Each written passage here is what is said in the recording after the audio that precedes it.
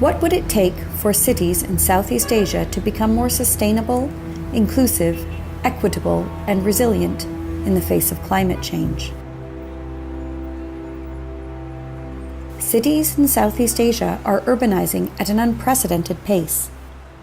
Local governments often struggle to keep up with the provision and maintenance of critical urban systems and infrastructure, and to regulate the development of new industries and economies.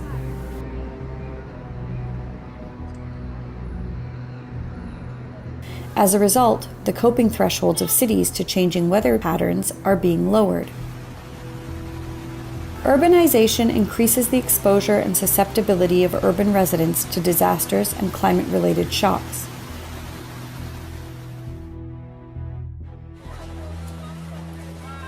But impacts are felt unevenly among urban populations.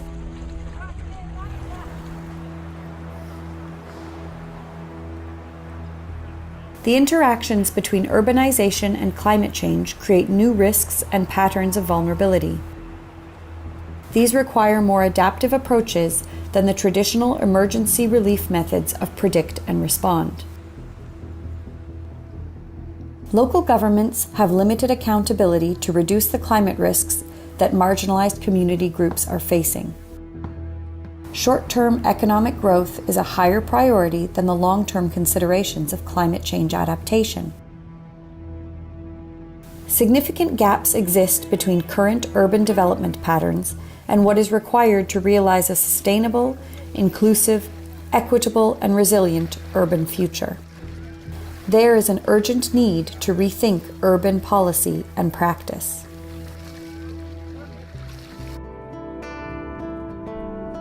In 2014, we set out to do just that. The Urban Climate Resilience in Southeast Asia Partnership is a 5-year program led by the Thailand Environment Institute and the University of Toronto. It is a collaboration between academics, researchers, civil society organizations, government officials, and students from the Mekong region and Canada. The program aims to advance the understanding of urbanization and climate change in Southeast Asian cities, to build bodies of knowledge that will contribute to policy change, and to provide spaces for informed public dialogue. A network of research partners from Cambodia, Myanmar, Thailand, and Vietnam worked together to develop concepts and methodologies to help better understand how climate change will intersect with the poverty and vulnerability of urban residents in Southeast Asia. They built relationships with policymakers and civil society members to explore possibilities for creating climate-resilient urban governance that is both inclusive and equitable. Their research findings made it possible to establish informed public dialogues and to train a new generation of leaders.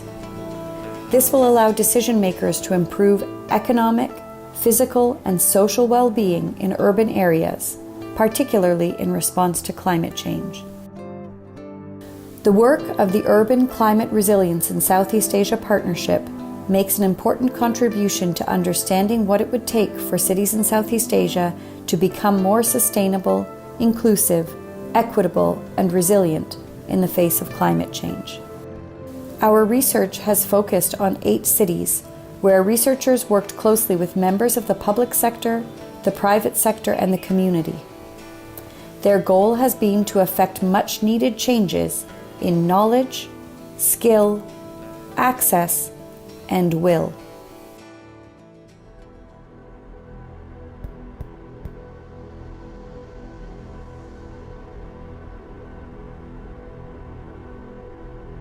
Within few years, the temperature rise is very prominent due to the climate change. Every time, every hour, every day, climate change can affect the people, especially poor and vulnerable. They cannot aware the temperature. They have to do for their daily living. So they are not very aware, but they knew through media like Facebook and TVs and newspapers.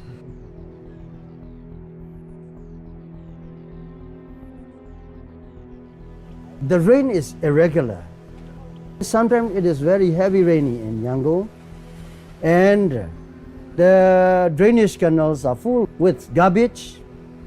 The people throw the garbage to the canal, and everywhere the bus were stopped when the rain is heavy. Some bus reached to their half level. The engine were gone. Both sides, the government need to do prompt action, and the communities also change their behavior.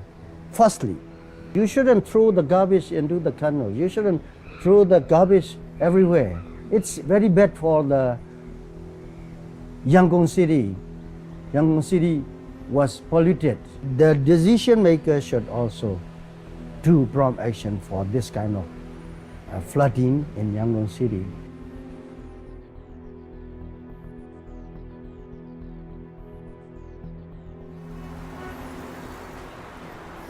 Traffic jam is the most pollution problem in Yangon. They imported the cars, not survey the infrastructure. The problem is the infrastructure is not enough, but the cars are many. And the junction, the cars are stopped and their engines are raised. So the exhausts are continuously out from the cars. The temperature is rise and we need aircon car. So the car is not stopped at the junction. They are running their engines, make very much air pollution.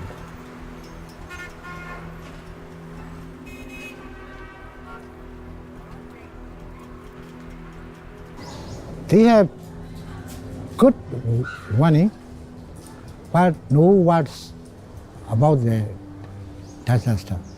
Nothing. Yeah. So they say the storm will be about 120 kilometer speed, and the possibility is 100%. Okay. But no words about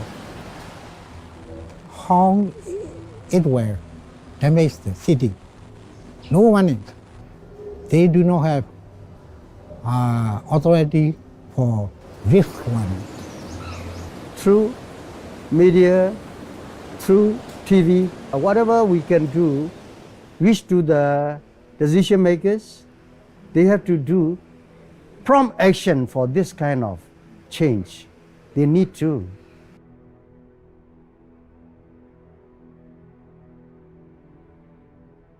Maybe within 5 years, next election, maybe much better than this time, this period.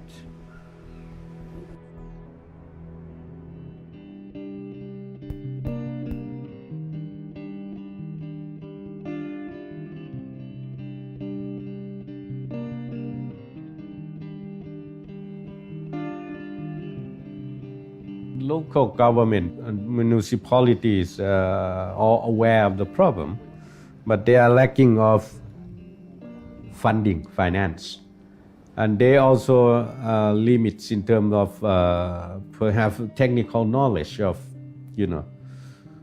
building the city itself, how to design the city to be able to cope with the climate change. Since our study is about flooding, so we learn about flooding so we could distinguish flooding in two different kinds. First is the flash flooding, which is happening in Nakhon Khon municipality.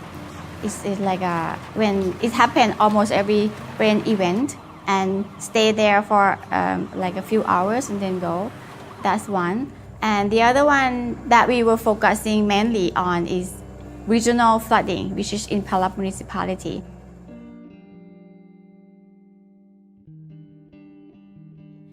First, we thought that it's only the issue of Palap. Then they thought because they might be able to manage themselves the flood issue. But when we were going deeply into the research, we found that Palap municipality have no capacity to deal with the flood themselves because it's more like regional flood. It's water threat. Water from upper province came all the way down to Pralap municipality. So they were kind of like a victim. ดังนั้นตรงนี้นะเราก็จะมีการจัดการน้ำก็คือพื้นที่ทั้ง26อำเภอของจังหวัดขอนแก่นเนี่ยก็จะมีแหล่งน้ำขนาดเล็กซึ่งอยู่ในความดูแลของชลประทานดังนั้นขณะที่น้ำมากเราคงต้องบริหารจัดการน้ำทั้งไม่ว่าจะเป็นชีนะครับหรือไม่ว่าจะเป็นเขื่อนอุบลรัฐกับน้ำพรองที่จะต้องไหลลงข้างล่างอันนี้แหละครับคือปัญหาหนึ่งว่าเราจะทำอย่างไรที่จะระบายน้ำให้เกิดความสมดุลกันระหว่าง2ฝั่งชีกับน้ำพรองนะครับถ้าระดับน้ำ2แม่น้ำนี้สูงกว่าด้านในคือพื้นที่พลับก็ต้องมีการปิดประตูระบายน้ำแล้วก็มีการสูบออกอันนี้คือปัญหาแรกที่ทำให้น้ำท่วมส่วนปัญหาเรื่องที่2เรื่องการจัดการก็มีส่วนในเรื่องของข้อมูลข่าวสารการพยากรณ์อากาศหรือข้อมูลน้ำเข้าน้ำออกของเขื่อนนะครับการบริหารจัดการน้ำมีส่วนก็คือถ้ามีการระบายน้ำไม่มีการเตรียมการระบายน้ำก่อนฤดูน้ำหลากจะมานะครับระบายไม่ทันSo to solve this problem, we need to encourage or we need to push it forward to the national level. Yeah, so that's why we have to get the policymaker involved really in the project and also have to do something for them to make a move or to change the governance system or how they govern the flood problem or all kind of disasters problem.Now we already have decentralized system, but it's not fully decentralized. They decentralize all the tasks, all the work, but the budget not yet to meet the demand from the local community. ขอนแก่น with the leader of the business, propose the light rail system, and they don't wait.for the central government to make it happen. So they coordinate with business, with local governments and try to gain support from people in Khon Kaen to propose that project to the government. And they will try to find a way to earn money themselves. They put up the company. But it's still, finally there's a problem with the central regulation.The road belong to this department, and the area here belong to that department, and the transportation system is under another department. So, even though the first response of the government was very positive, but right now it's still not happened yet.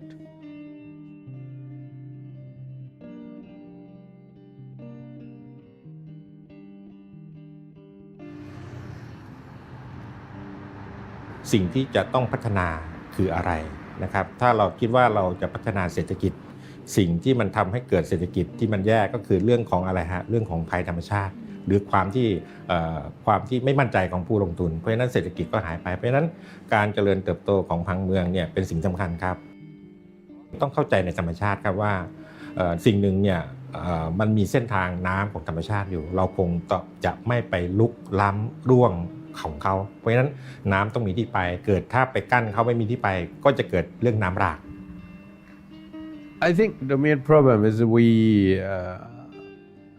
don't have a good city plan, and even we have more or less a city plan, we don't have a system of governance to make a city grow.in according to the plan. We don't have a law to govern or to determine sort of where the department store should be. They don't control what building would use for any purposes.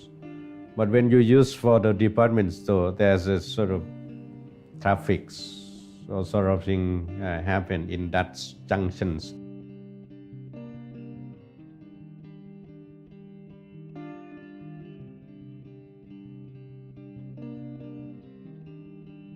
ในอนาคตว่าจะมีโครงการไหนเกิดขึ้น คิดว่ามีแน่นะครับเพราะว่าตอนนี้เทศบาลเข้าสู่สมาร์ทซิตี้นะครับกำลังจะทำเทศบาลดิจิทัลหนึ่งในนั้นก็คือเรื่องของการแก้ไขปัญหาน้ำท่วมอนาคตการขออนุญาตก่อสร้างเราอาจจะมีในแอปพลิเคชันมาร์กลงไปว่ามีการก่อสร้างตึกแล้วสามารถคำนวณย้อนกลับไปได้ว่าตึกนี้จะทำให้เกิดน้ำท่วมเพิ่มมากขึ้นเท่าไหร่ We are totally dependent on incomes or resources from central government. Secondary town in up countries sort of have to survive on their own. For example, in Palap, it's regional flood, but they got not so many budget from the central government to deal with the flood. So when there is flooding, they can't do anything because they don't have enough resources. They don't have enough pumping stations and stuff like that. So it takes lots of steps to get into the national level to get the money. Actually, the people when we were talking to them, they know already how to deal with the flood. In Palap community, they help each other. That they have already built up the resilience for climate change in their own community.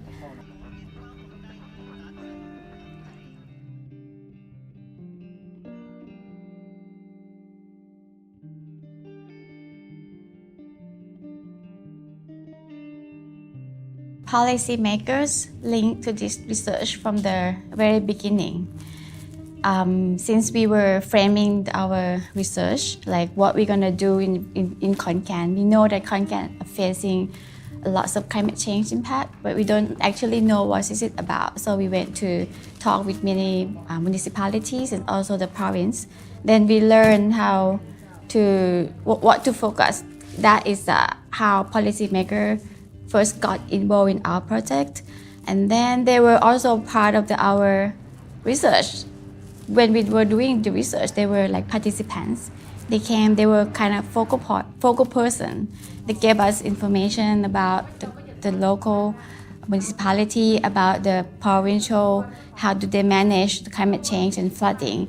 And at the end of the project, we will collect all the research outcome, and then we will draft the policy brief, and we will finalize actually the policy brief and then submit to them at the national level, because we found that the problem in Palap municipality is not limited only in Palap itself, and not even in Khon Kaen province.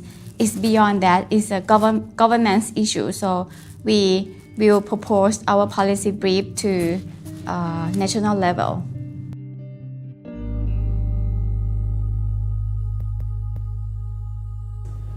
It is like a huge learning for an NGO like us, to learn about climate change issues in the field. How people, we learn about how population know about that. We realize that, in terms of population, very few, the understanding of climate change is very weak.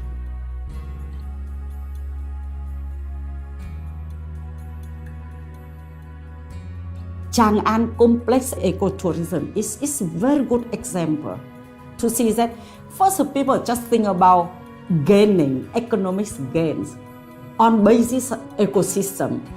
Very little consideration about climate change issues, about environmental aspect into the infrastructure, master planning and development. When we talk about climate change, we talk about the disaster management, we talk about the flooding, we talk about drought, we talk about the solid waste management, we talk about the water management. So clearly, if we look at the planning now, that's pretty very poorly addressed in the planning. The river used to be very, very polluted, and with women groups, with local people, they started having their own project to dredge that water flow together with a company. You can see very clearly in the planning, the climate change has not been even mentioned. No like risk management in that planning about the disaster management. If the flooding happen, climate change is about disaster management, about the flooding, and together with mismanagement that can be disaster for ecotourism. And if these issues are not well addressed during the planning and during the development, clearly it brings consequences.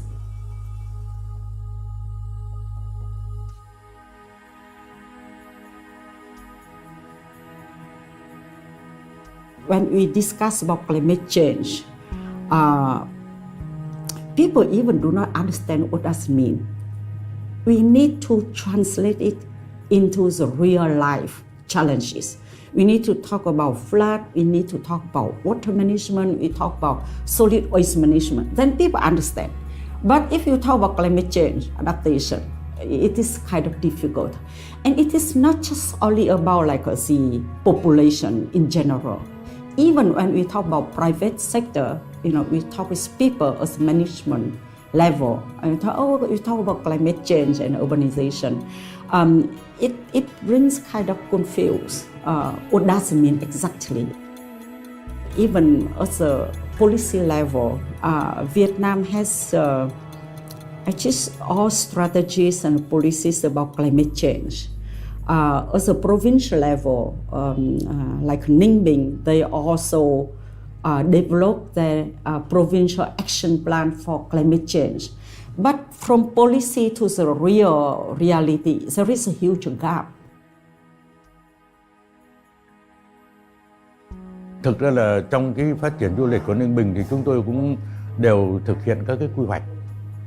Thế vì vậy cho nên là những năm vừa qua là triển khai là đều đồng bộ theo các cái dự án mà đã được, tức là nằm trong quy hoạch. Vì vậy cho nên là cái việc mà bảo vệ môi trường rồi là các cái doanh nghiệp đầu tư cho phát triển du lịch thì đồng thời là cũng phải đầu tư để bảo vệ môi trường.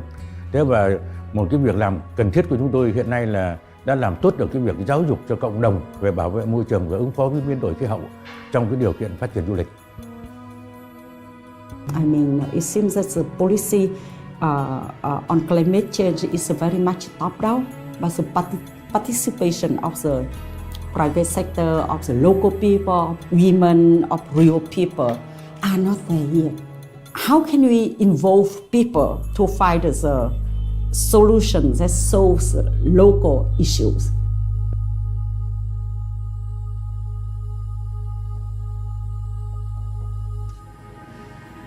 The awareness of the public and in general people is still low, The participation regarding the issue of climate change still low.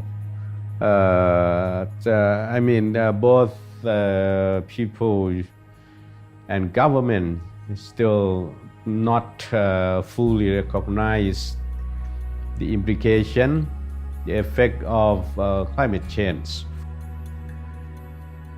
We have to produce some kind of policy brief, some kind of summary of our research, or using the social media to share and to transmit our research finding, our result to the larger audience. We need to increase or provide more channels for people to participate in governance.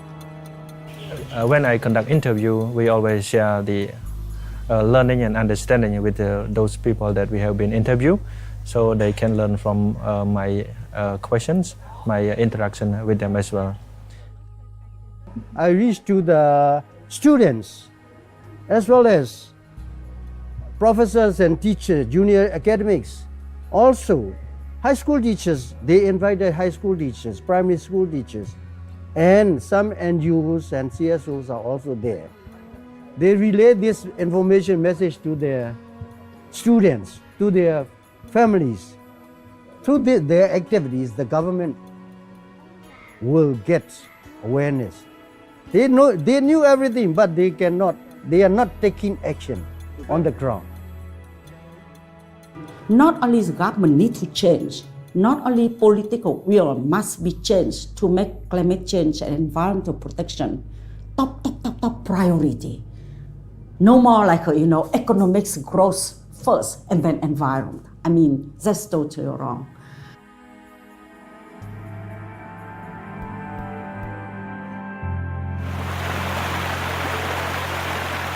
The flood in 2013 is one of the big lessons for urban planning. Like planning at that time not very seriously put into hydrological preparations in the master plan. Many public gardening has been floodings and drainage system and road has seriously floods. So a lot of ongoing renovation like drainage systems, flood controlling system has been put into place.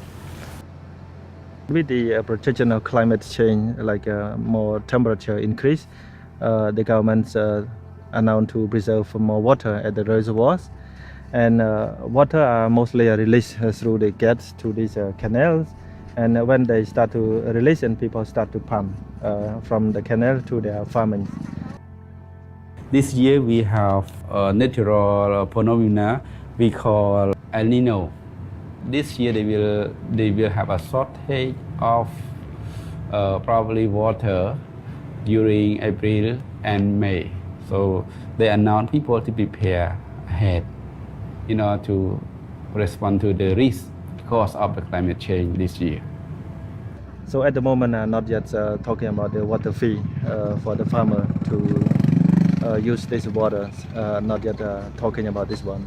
But to make it more sustainable, they need to talk about the water fee, like farmer organizations, and also the water fee collection to compensate to the scheme maintenance and operation as well.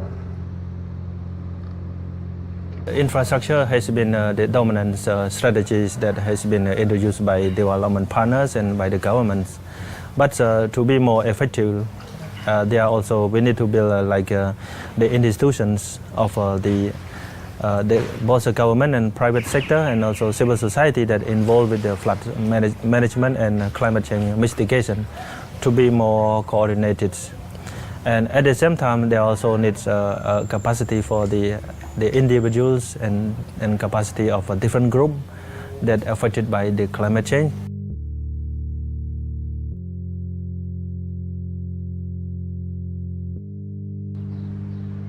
The research should provide more from the ground level that those people are being affected directly by the impact of climate change and to the spatial planning.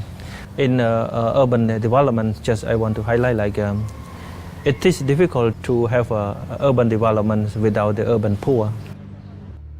We have a very clear picture on the issue of climate change should be more systematically introduced into this tire planning, and it has a better position to allocate capacity, allocate financial priorities to be integrated into development mitigation. The drainage system, it's still a big problem in a lot of investment, and as I understand, land issue, land over there is a multi ownership. I mean a different ownership. Who you have one plot here belong to the urban resettlement, informal resettlement program, but the other part of the area is belong to the other private individual who can be the person who play the land speculations and who are waiting for the land become more expensive that can do more land speculation and selling as well. Floodings and droughts are going to be more big problems. You need a better system to reduce floodings like torrential rains, water overflow from the rivers, and also more waters released from the residential lands that flow along the canal and come around to here, and this is part of the system they need to consider. But once problem when they start to do mitigation and implementations, there seem to be a priority. Yes, some priority. Of course, you can imagine it tend to favor to more private sector oriented and more business oriented. When we are talking about climate change, we never forget about the people. And the impact of climate change is impact to different global people. And the poor are considered one of the most impacted by the climate change. And the resettlement program is one of the good intentions to bring the urban slum, urban poor from a different place in the cities. They occupy in different place in the cities to stay into one place, not very far from the city, that they expect to have access to livelihood and mobilities. The key issue of the urban poor resettlement that somehow people are too poor and somehow people are not willing to sacrifice. In the city, you have a different opportunity stage of people, like migrant people from different province, and land. I think maybe a little bit more expensive at the city, and so it is impossible to have a complete set of development. Authorities should have a better management approach, but this may require a lot of financial allocation from the government as well. As you see the note, the signboard in this morning, like land can be provided by the government, the policy support can be provided by the government, and they need a lot of support as well from the local people who are being resettled in that informal settlement area.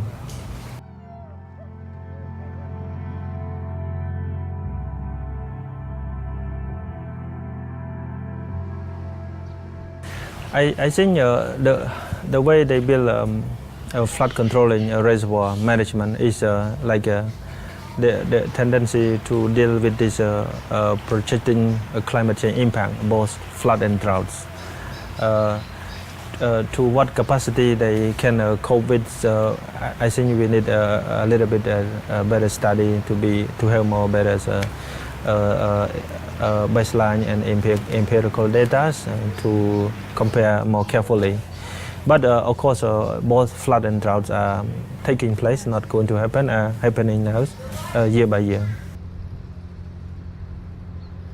The river embankment in front of the Kingfee, it keeps broken down every year. Like they need to have better study, better engineering interventions. And it has been a lot of study as well from the ADB, from the private company. But you know, one day they managed to fix these river embankments, and there will be like more tourist activity inside in front of the towns. First they build a river embankment, and then this one can be a multi-purpose zone. And then there also a flood dike, like a spillway development downstream. They expect to raise water higher in the dry season, and also keep. So when they have higher water in the dry season, so that they can have like a tourist boat recreation activity year round.